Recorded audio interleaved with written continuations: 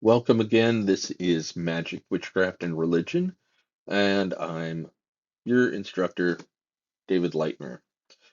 So this is our inaugural lecture, and seems appropriate that we should talk a little bit about what anthropology is, why the way anthropologists study magic, witchcraft, and religion is a little different from where the way other fields might study it, and also what are some of the key concepts we're going to need to keep in mind as we go through the semester.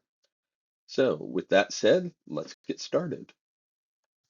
So, the first question, what is anthropology? Well, if we break down the word anthropology to its roots, we come up with anthropos and logos. These are both Greek roots, the first meaning human and the second meaning the study of or the writing of. And so, quite simply, anthropology is the study of humans. But there's more than one way to study humans. Because of that, our field has traditionally been split up into four different fields. The four fields of anthropology consist of biological anthropology, archaeology, linguistic anthropology, and cultural anthropology. Each of these fields looks at the question of what it means to be human through a different lens. Biological anthropologists look at what it means to be human through the lens of biology and evolution. Archaeologists look at what it means to be human through the lens of history and material culture. Linguistic anthropologists look at communication, not just language, not just verbal communication, but nonverbal communication, how we regulate space, and a whole bunch of other things. And finally, cultural anthropologists study culture. We'll come to what that is in a minute, but it's kind of a big topic and at the root of our study of magic, witchcraft, and religion. To understand biological anthropology a little better, um, we are looking at human beings as biological organisms in the light of evolution. That is, we are biological organisms and we came to be through the mechanisms of evolution. We study human biological diversity and variation. This includes race. Actually, what race isn't, technically, and if you want to learn more about this, take biological anthropology. But technically, biological anthropologists tend to say that race, at least the way we think about it in a day-to-day sense, doesn't exist in human beings. Homo sapiens is a single species. Race is a synonym in biology for subspecies, and we don't vary enough at that level to constitute separate races. Um, we study variation at the level of genetics, we study variation in anatomy and physiology, and we also look at human medicine. How do we get sick and how do we become better? And all of this is done in the light of evolution. As part of that, we want to understand our ancestors, that is the sort of paleo-humans and hominins, but we also want to understand our close cousins, both the living ones and the extinct ones. That would be other primates. Archaeologists look at the question of what it means to be human through the lens of material culture. That means we want to understand the ways humans lived in the past, but we do this by looking at the durable remains of what people leave behind. What did they make? What did they eat? What did they use? What kinds of marks did they leave on the landscape? The past can also be very recent. In fact, actually, dumps are one of our greatest resources in archaeology. Uh, Indiana Jones was not an archaeologist. He was a grave robber. But archaeologists, although certainly it's exciting to find a gold statue, it's less exciting to find a gold statue than it is to find a dump. Finding the things people throw away is important because the things people throw away tend to be the things that they have used on a day-to-day basis. the things that get used a lot. And that tells us more about daily life than a gold statue does. So archaeologists are kind of peculiar this way. But that's what we mean by material culture. The things we use and leave behind tell us about how people lived.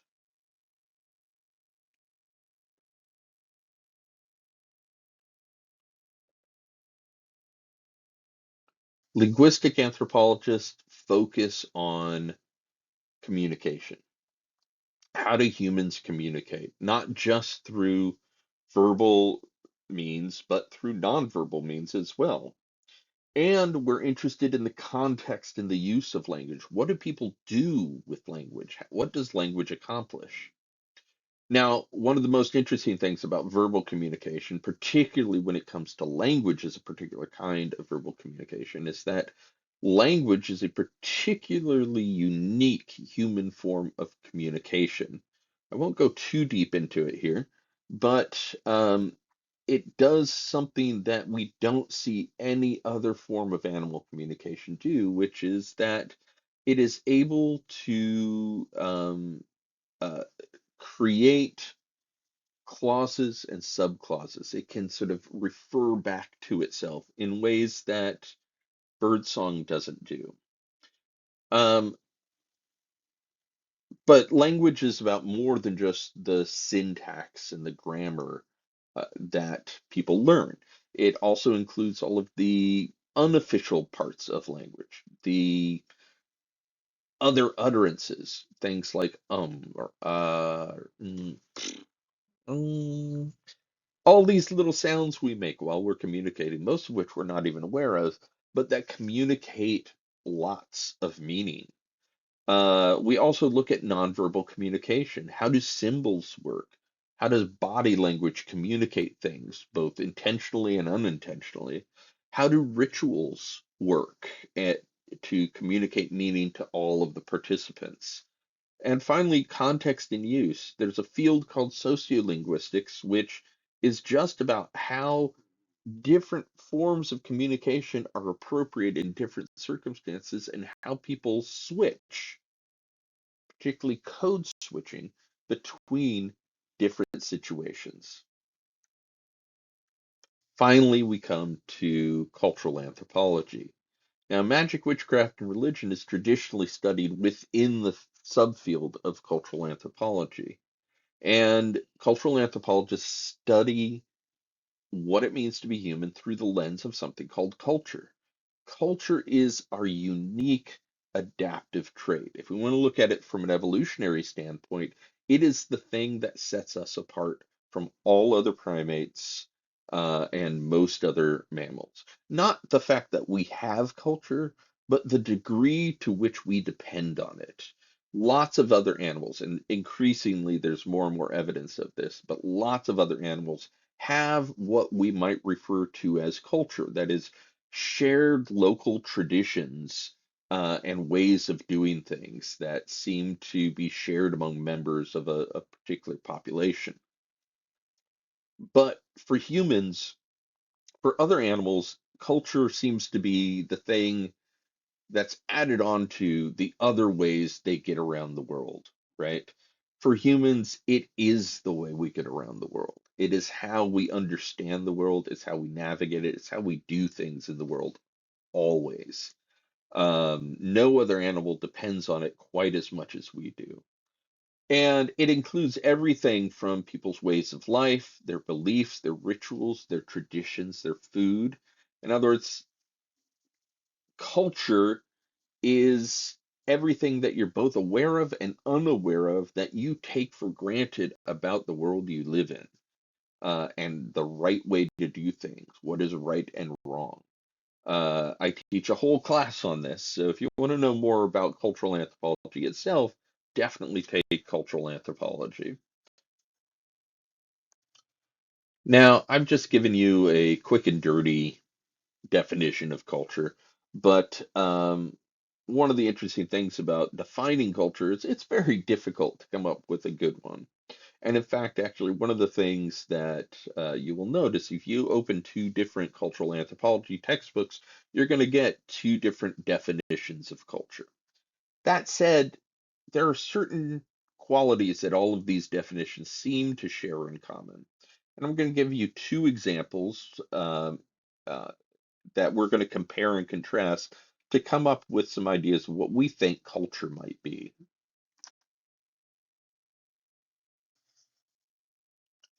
So, to begin with, we've got E.B. Tyler's definition of culture. He wrote this in 1871. It's from the very first book on culture, on anthropology ever written, and it is a pretty good list of things, even though there are a lot of things about E.B. Tyler, as we'll discover next week, or in the next module, that we no longer sort of hold with.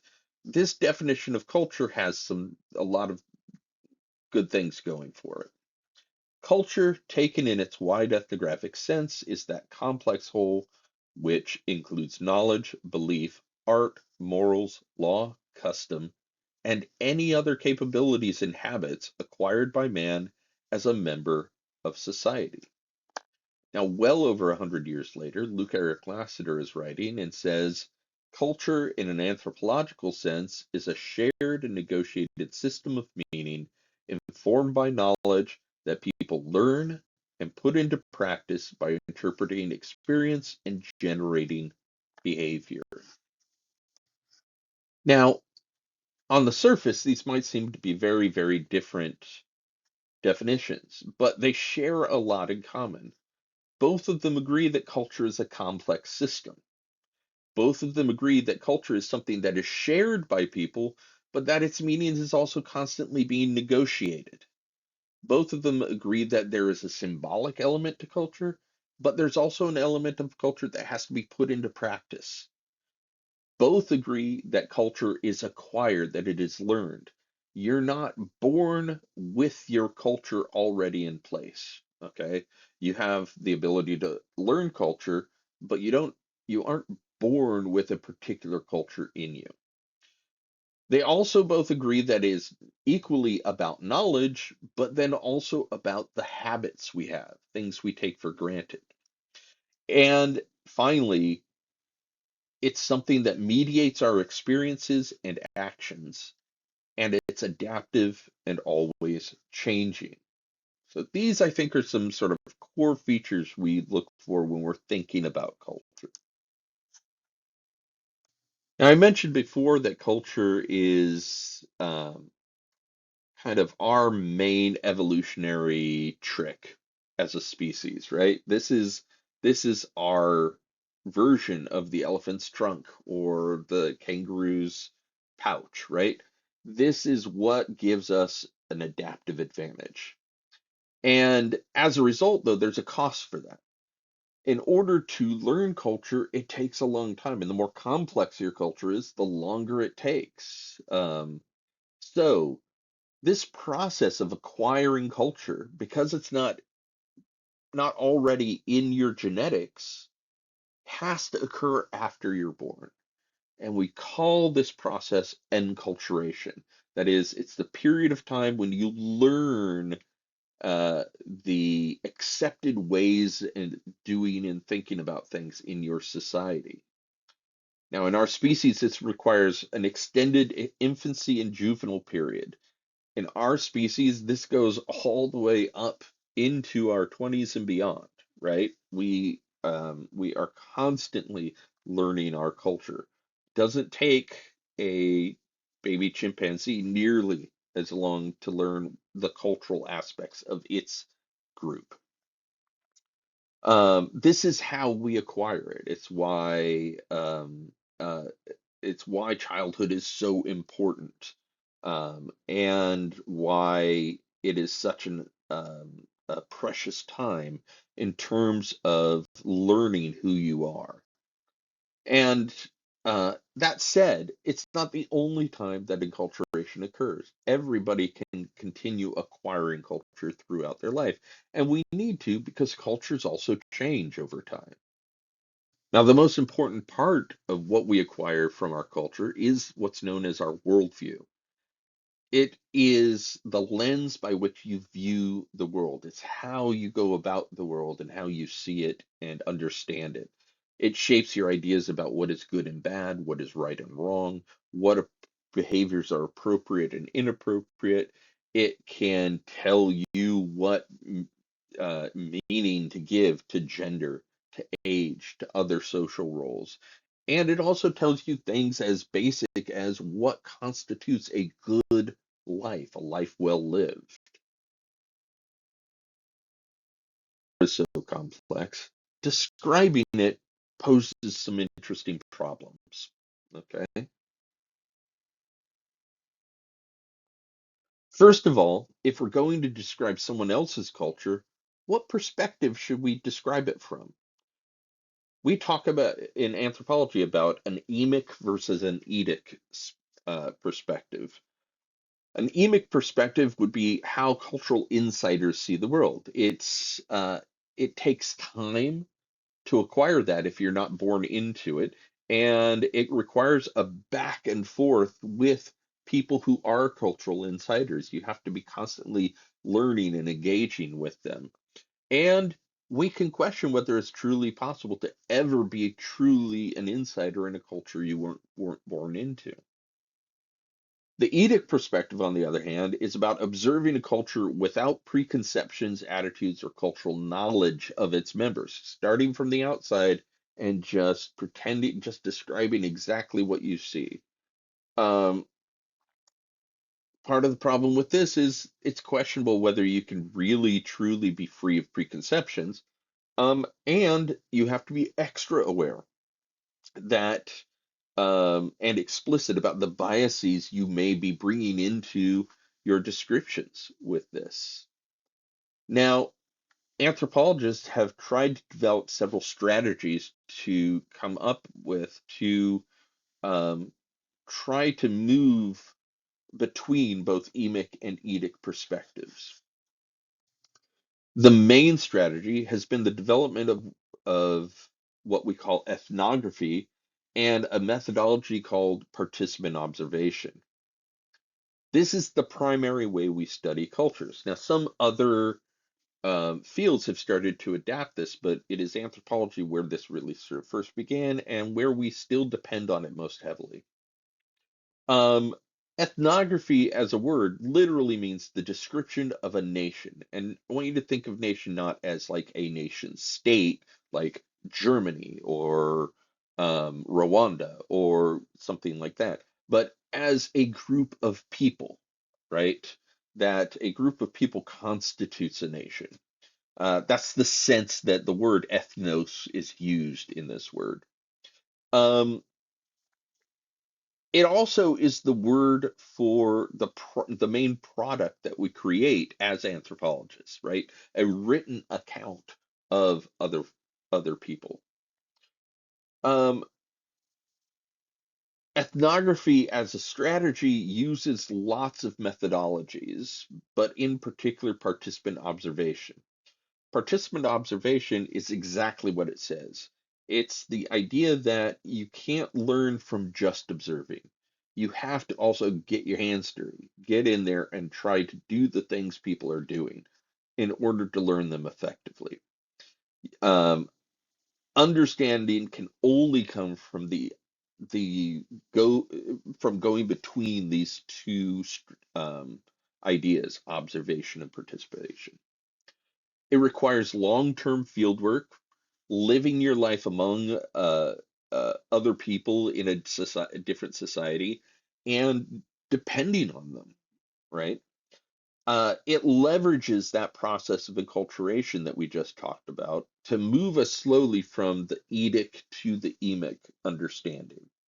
And the goal has sometimes been described unofficially as to make the strange familiar and make the familiar strange. That is, things that other people do that strike us as strange should become more familiar to us through this process. And vice versa, things that we used to find very familiar should start to appear a little strange to us as well. The things in our lives that in our culture, that we use to take for granted. Now, one thing that we have to overcome in these kinds of studies is something called ethnocentrism. To understand what ethnocentrism is, we first need to understand that culture is everywhere, right? It makes the world seem as if your way of doing things is the only way or the best way. But this can make us want to judge other people's cultures on the spot just because they're different. The word for this is ethnocentrism, a universal tendency to assume that one's own cultural ways of doing things and living are better than other people's. Being ethnocentric is a consequence of having culture. That's because having culture, we have culture in part to offload some of our cognitive load on day-to-day life. I don't have to think about every step it takes to eat with a fork. I don't have to think about how I walk. I don't have to think about how I address people necessarily. I just know the right way to do it, right? Um, so unfortunately, the right way then can quickly turn into, well, other people's ways are the wrong way. So being ethnocentric does come as kind of the cost of culture. But if we want to understand other people, we have to get past our own ethnocentrism. Okay. Now, one of our strategies for this that we've developed is called cultural relativism. Cultural relativity and cultural relativism is a methodological approach to understanding the world. Okay. It suspends judgments about other people until we can understand their thoughts, feelings, and actions, and we can understand what they're doing in their own term. How do they understand what they're doing? Um, uh, Another textbook that we're not using, but I really love this definition. Says cultural relativism. The point is to interpret specific beliefs and practices in the context of the culture to which they belong. In other words, context is key to understanding. So, how do we actually get to cultural relativity? Well, again, we've got two tools that we can use here. The first tool that anthropologists use is called the holistic perspective. The second is the comparative method, excuse me.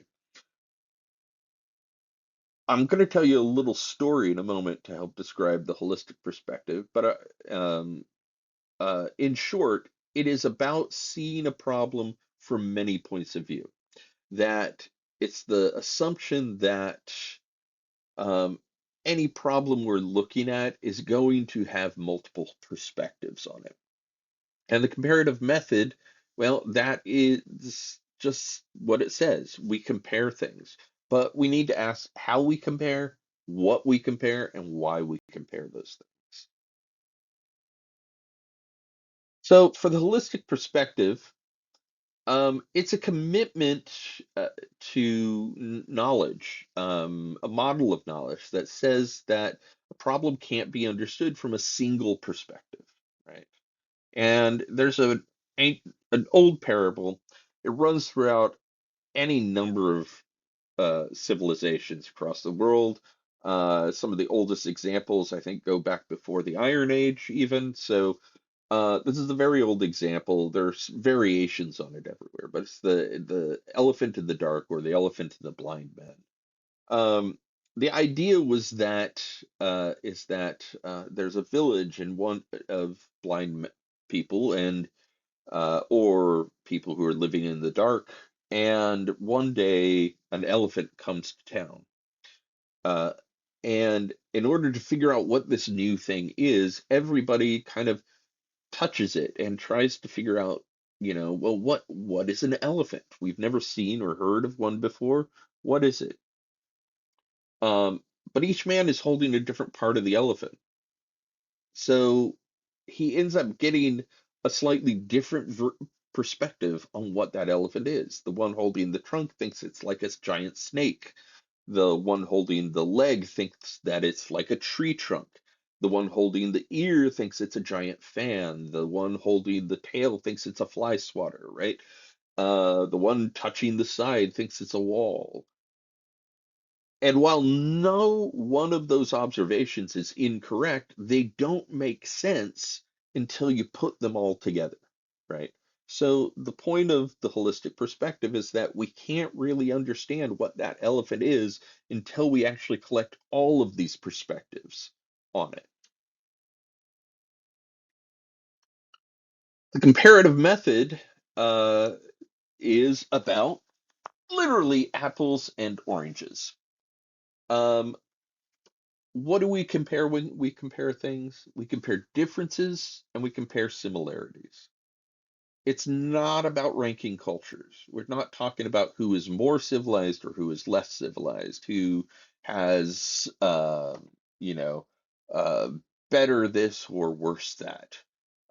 Instead, we are comparing in order to see uh, things about the things we're comparing. It gives us a big picture view of the patterns they have in common. So similarities tell us a lot about patterns, but it also gives us a detailed view of differences as well, right? Where did those patterns break? But there's one more reason I want to talk about. If I were to ask you to pause the video now and write down 3 to 5 words to describe this ball, um, go ahead and do that if you want to. Now, if you came up with words like um, uh, orange or textured or um, bouncy, right? That's great. Those are all things that it is. But now, if I show you a second ball and ask you to come up with more words to describe these balls, what kinds of things would you start to notice? You might notice, for instance, that, oh, actually, the first ball is opaque and the second ball is clear. Ah, one is smooth and one is rough. One looks like it might be heavy and the other looks like it might be light, right? The act of comparison gives us new ways of describing it. It changed what we literally actually saw. It made us think of ways of comparing, ways of describing that we hadn't thought of before. And so comparison gives us ways to see things that we didn't notice before. Things that were there in front of us, but which we overlooked. We compare because when you set what you think you know about something side by side with another thing, you might be surprised how much you missed. So,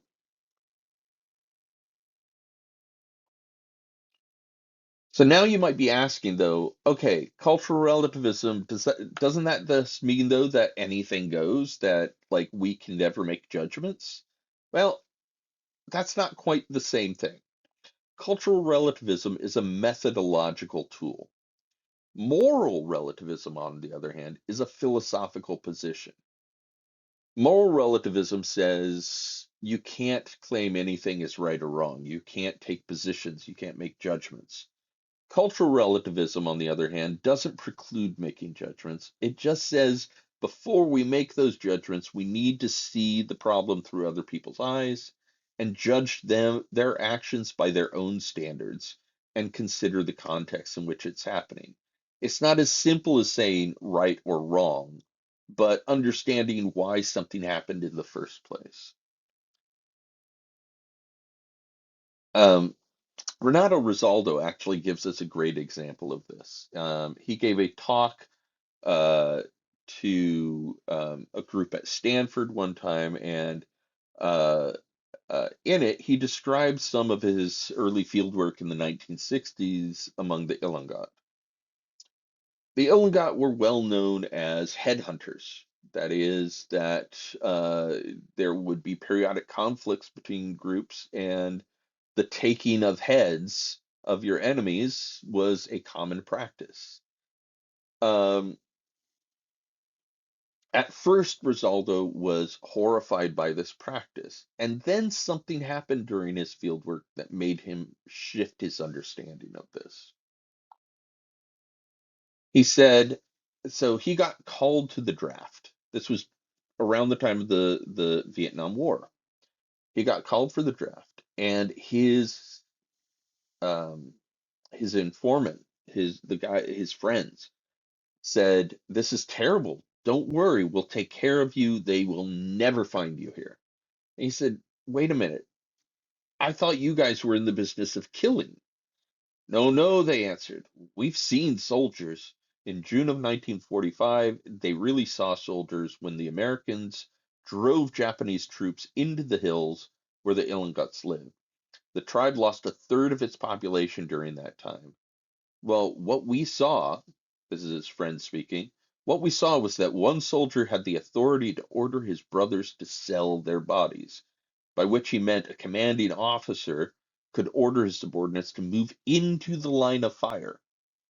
They said, how can one person tell others to give up their lives, put themselves so at risk that it's highly likely they'll lose their lives? That was their moral threshold. Rosaldo actually wrote a poem about this. A Filipino from the mountains and I decide to call each other brother. He asks how I can ask if he's taken a human head. He's fed me, held my hand on treacherous trails. I apologize. He's right. Never believe war stories. He pauses and recalls long ago, the time of the Japanese.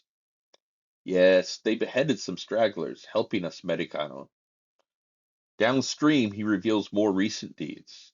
Pointing to the house where he took a head, he says, family deaths cling to me like vines to a tree. Grief slows my steps, bleaches my cheeks.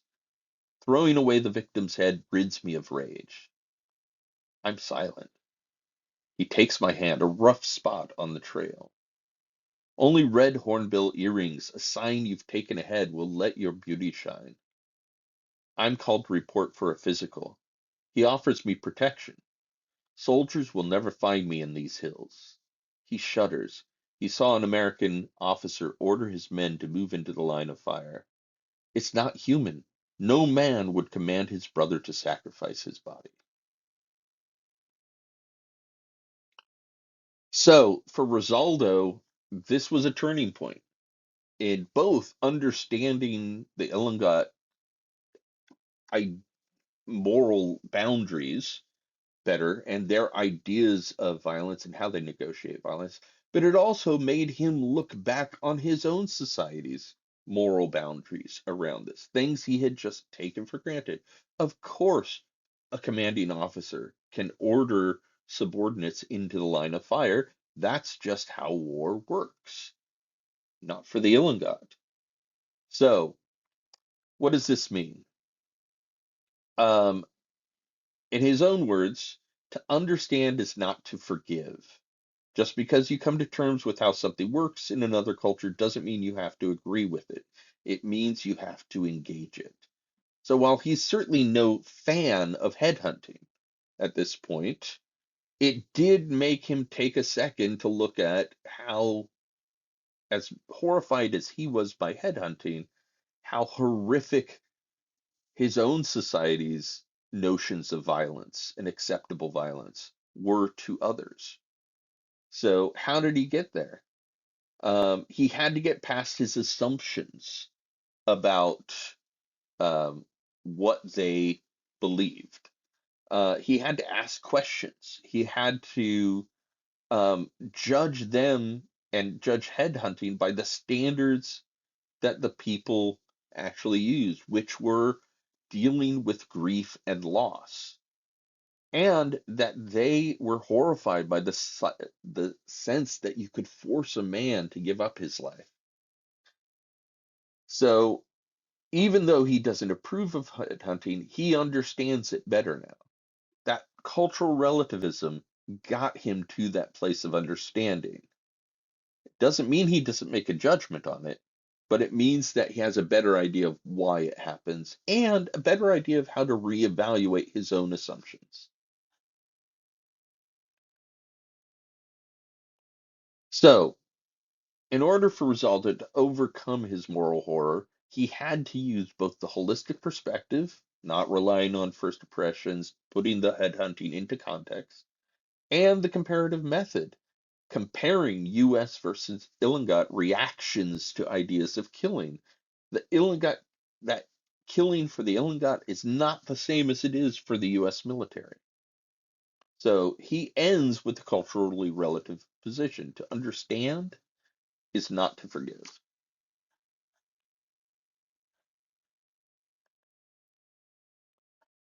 Finally, I'd like to leave you with a few thoughts for our next module.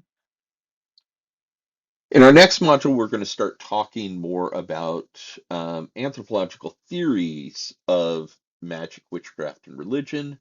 And that's going to be really the next two modules. And so I want you to think about how do we, knowing what we know about cultural relativism, ethnocentrism, and um, the ideas of emic and edic perspectives, how can we develop definitions for ideas like the supernatural, religion, magic, and witchcraft? Where is their ethnocentrism hidden inside of these? Where are there, where is there potential for them to be useful in studying other people's ideas about the world, right? And how it works. So have a think about that before our next module, and good luck, and I will see you soon.